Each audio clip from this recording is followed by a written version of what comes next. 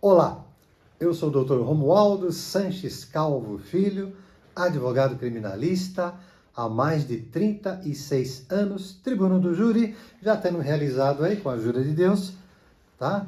Aproximadamente 500 plenários. E com essa experiência, que a gente nunca pode guardar somente para nós mesmos, né?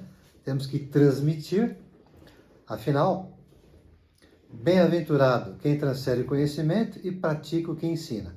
Então, eu procuro praticar o que a gente passa, tá bom? E não guardar para nós, senão não vale nada, não é mesmo? Então, a intenção desses vídeos é passar ao colega advogado, advogada, temas caros, importantes, cruciais, sobre o Tribunal do Júri especificamente, essa mais que democrática instituição jurídica brasileira, que fez agora, em 18 de junho de 2022, 2 séculos só no Brasil. E hoje, embora já tenhamos abordado de forma, digamos, mais rápida, no vídeo anterior, a sentença de pronúncia, hoje a gente vai se debruçar ainda um pouco mais sobre ela, a sentença de pronúncia. Como já vimos, a sentença de pronúncia é uma sentença processual de conteúdo declaratório. Não é, portanto, uma sentença condenatória. Fixemos bem isso. A sentença de pronúncia não condena ninguém.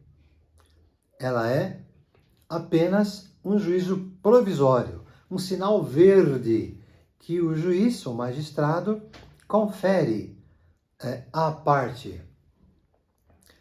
que acusa, o Ministério Público, confere a ele a possibilidade de seguir adiante com a sua pretensão punitiva, com a sua pretensão acusatória, remetendo o réu para a segunda fase do Tribunal do Júri, do Tribunal Popular. Tá? Estou enfatizando isso, uma vez que alguns réus, quando é intimado dessa sentença de pronúncia, imaginam que se trata de uma sentença condenatória, né? Embora não tenha pena nenhuma, nem poderia. A sentença de pronúncia, ela deve se limitar, nos termos ali do artigo 413 do nosso Código de Processo Penal, artigo 413, tem que se limitar a informar os dispositivos em que o réu está incursionado.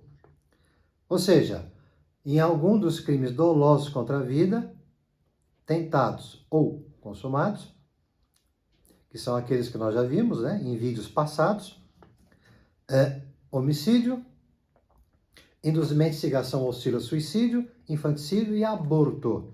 Mas os crimes conexos, se for o caso. Crimes conexos, nós já vimos também, são aqueles crimes que não são dolosos contra o bem jurídico vida. Porém, em razão de terem acontecido em simultaneidade, em conexão com os crimes dolosos contra a vida, segue o destino processual também do crime doloso contra a vida. Ou seja, vai tudo para o tribunal do júri. Vai tudo para lá, para ser julgado. Tá bom? Pois bem, então a sentença de pronúncia tem que indicar em quais crimes o réu está provisoriamente incursionado. Eu estou enfatizando, hein? Provisoriamente. Porque a sentença de pronúncia, ela nada mais é, tá? Do que uma decisão, tá? Perfunctória, superficial, provisória, tá? Não faz coisa julgada material. Só faz coisa julgada formal. Isto é, coisa julgada formal é quando uma decisão judicial transita em julgado dentro do processo, dentro de um prazo, tá? Se não houver manejo de algum recurso admissível, ela transita em julgado dentro do processo.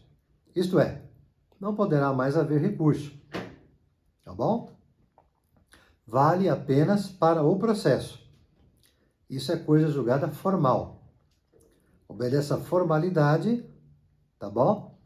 De que, não havendo recurso, ou existindo recurso, ele não for manejado, ela transita em julgado.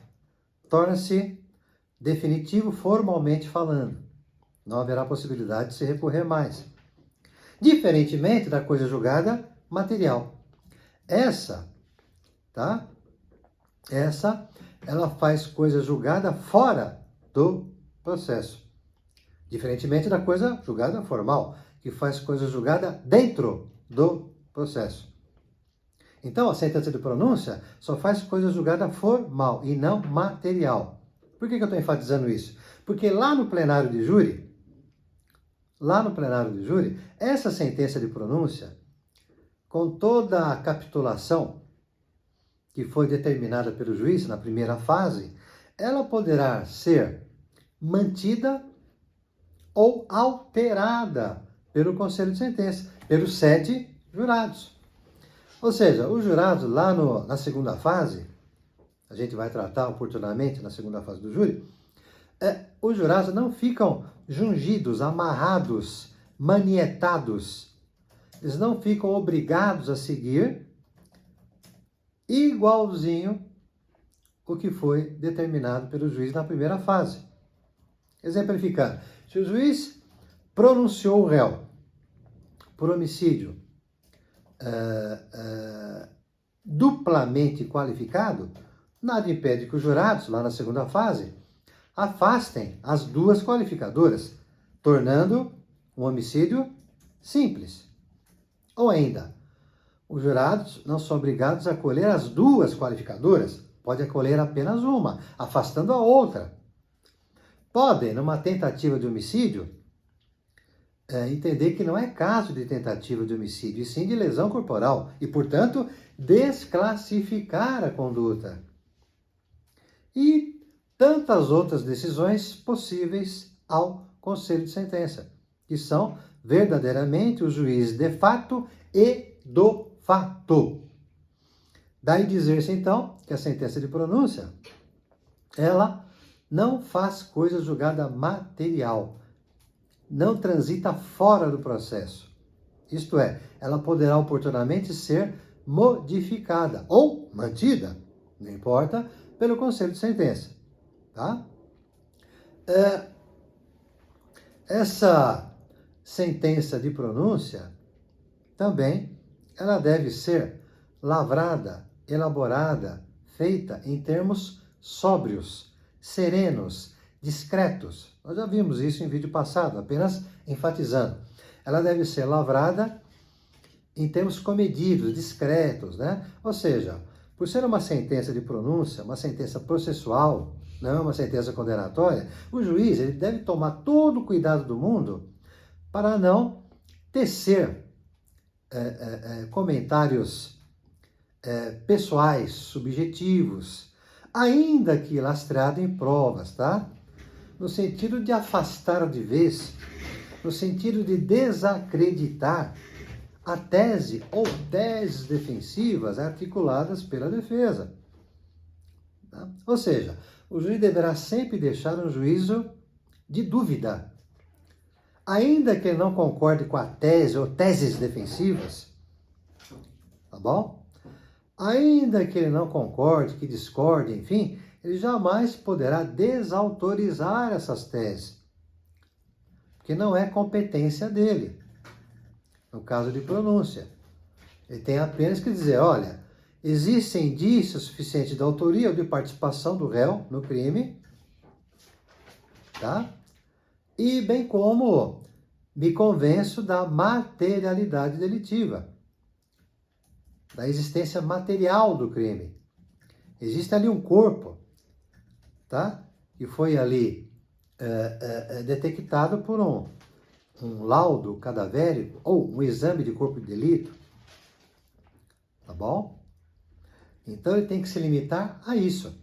Agora, se ele concorda ou não com a legítima defesa, se ele concorda ou não se o réu quis ou não matar a vítima, se ele concorda ou não que não se trata de crime doloso, sim culposo, ou é culposo e não é doloso, enfim, ele deve se guardar disso, tá bom? Para que não influencie o futuro conselho de sentença, composto de 7 jurados, os quais poderão se deixar levar pelos argumentos mais incisivos do magistrado, mais, digamos assim, né, mais virulentos, né? Então o juiz não poderá jamais dizer, por exemplo, né, o réu empolga a tese de legítima defesa, mas esta efetivamente não aconteceu. Não. Se assim ele proceder, essa sentença de pronúncia ela será nula. E a defesa deverá arguir essa nulidade lá no recurso antidistrito, lá em preliminar. Não pode, porque o jurado, lá no plenário do júri, eles vão ler, será entregue para eles uma cópia dessa sentença de pronúncia, ou de decisões posteriores que julgaram admissíveis a acusação. E isso, claro, poderá pesar no prato da balança, né? No juízo de valoração do jurado. Então, se isso acontecer, será caso de se arguir a nulidade. O juiz, assim, repito, ele nunca poderá deixar na sentença de pronúncia um juízo de certeza, mas sempre um juízo de dúvida. Porquanto, os jurados, sim, que deverão julgar o caso, tá? Acolher ou não aquilo que foi estabelecido na sentença de pronúncia, ok? Então, essa sentença de pronúncia, ela é a mais ocorrente na primeira fase do júri. É aquela que mais acontece das 4 possíveis decisões, que nós já vimos, né? Sentença de pronúncia, sentença de impronúncia, sentença de absolvição sumária e de desclassificação. É a mais ocorrente. E por que é a mais ocorrente? Porque, infelizmente, graça, vigora, vige no ordenamento jurídico pátrio aquele malfadado, aquele malsinado, aquele nefasto brocardo latino, indubio pro societate. Não sei quem inventou isso, né? Não sei quem inventou isso, mas é um brocardo totalmente equivocado em face, né, do Estado democrático de direito, em face do princípio da inocência, da presunção de inocência ou da não culpabilidade. Então, ainda que estejamos na primeira fase do júri, deve vigorar o princípio indubio pro réu. E não, me permito agora fazer um xiste, não, uma brincadeira, tá bom? E não indubio paulo réu, né? Não, indubio pro réu. Não indubio paulo réu, como infelizmente vigora aí na primeira fase do júri. A gente até, em razão da relevância desse tema, do indubio pro societate, indubio pro réu, a gente, no próximo vídeo, vai abordar exclusivamente esse tema, indubio pro societate, né? Que é uma verdadeira falácia, um engodo, um engano, uma fake news jurídica, né? Fake news jurídica, para que os colegas, então, fiquem mais atentos durante a sua atuação nos plenários de júri. Tá bom? Antes de encerrar, quero mais uma vez informar que nós temos aí um segmento novo aqui no nosso escritório da advocacia, aqui em São Paulo, que se chama Mentoria no Tribunal do Júri, que é composta de consultoria e parceria, somente em casos concretos, reais, verdadeiros, tá? Do Tribunal do Júri. Então, o serviço que a gente coloca é à disposição do colega advogado, advogada, em todo o Brasil, que tem por objetivo prestar um auxílio, prestar um socorro jurídico ao colega que, porventura, tem aí no seu escritório um caso real, um cliente que ele procure sobre um processo versando sobre um crime doloso contra a vida, sobre o Tribunal do Júri. Porque às vezes o colega não faz, ou não faz porque tem pouca experiência, Não faz ainda porque não tem tanta segurança, confiança, normal, né? Isso vem com o tempo, com a prática de muitos júris. Então, para não perder o cliente, porque a vida está difícil, né? Não podemos perder o cliente, mas, por sua vez, temos também que ter responsabilidade acerca da defesa do cliente, da liberdade do cliente. Daí, então, esse segmento nosso, mentoria no Tribunal do Júri, objetivando auxiliar o colega de todo o Brasil, tá, na atuação perante casos concretos no Tribunal do Júri. Liga agora mesmo para nós e saiba mais. Vejo vocês no próximo vídeo. Muito obrigado, gente, e até lá.